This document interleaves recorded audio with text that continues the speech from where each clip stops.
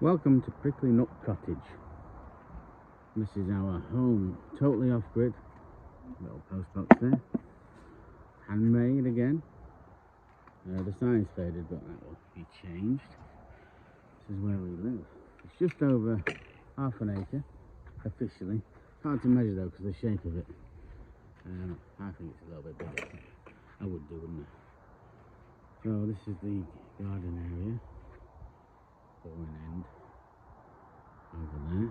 That's our little caravan that we made. And I'll show you the little seating area we've got. This is our outdoor kitchen. So we've got a Belfast sink, drying rack. My wife made that. Obviously the seating area, the washing drum fire pit. We often cook here actually. It's nice and cosy underneath the tree. We've got fairy lights on 3 of the trees, battery powered obviously.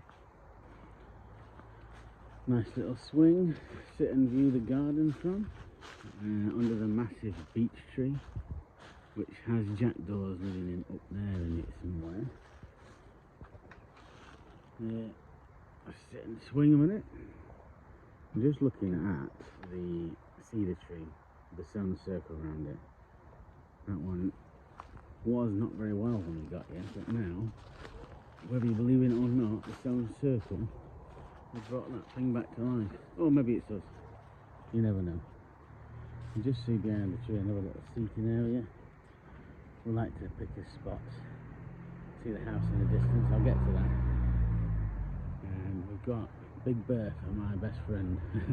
No, it's my favourite tree. It's absolutely ginormous. You can't get your arms around it.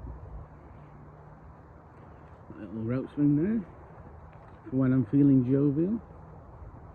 Also the chicken area.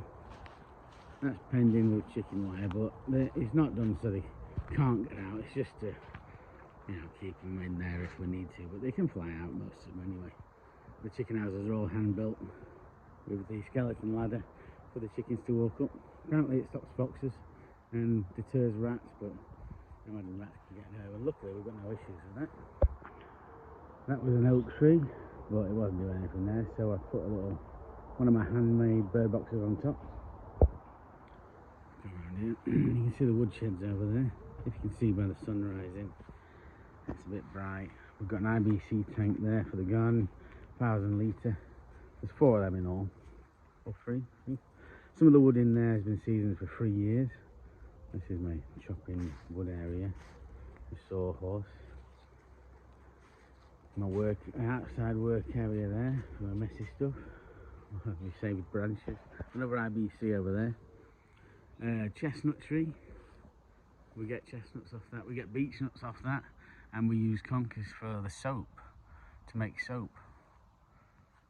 And obviously everyone knows conkers deter spiders, but I don't believe it. Big oak tree. That's given me some nice wood actually. Every winter I cut some bits off, to keep them down and use the wood for my projects. Got a little wood shed here. That was made out of pallets, branches stripped and stained. Sorry, I keep saying stained. That's oiled chopping block when I want to chop my wood. And then there's my nice bits of wood for building with my oak and my ash and that. I think there's some stripped branches and stuff, and then my little sawhorse for shaving the wood. So all the shaved wood here, the smaller stuff is done on that. The other stuff just leaning up against the tree. Lucky horseshoe. Is it? No? There it is. And then we've got my old saw there. I was going to write the name of it on here because I call myself Fiddlesticks, but never got around to that. Maybe I will do. Over there you might have seen some other videos of mine where I've got the compost toilet and my gentleman's urinal. Believe it or not, when I moved here I had a little straw bale to wee on, but now I've upgraded. I've even got water and a towel. Aren't I lucky? The string you can see, when it's summer, right, this is summer now,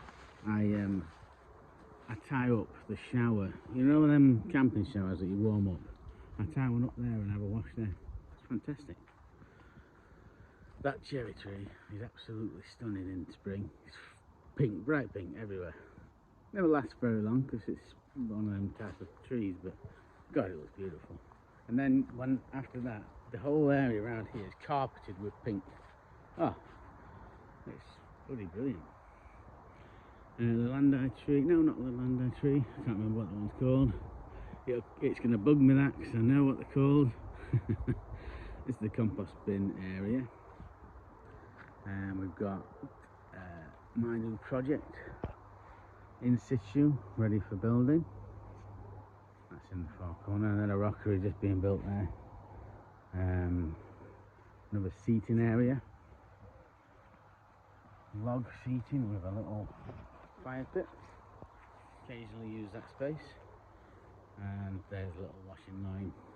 Not that we have a lot to dry, but it's there. That's just blackthorn tree. Should get some slow, and there's some slows there, look.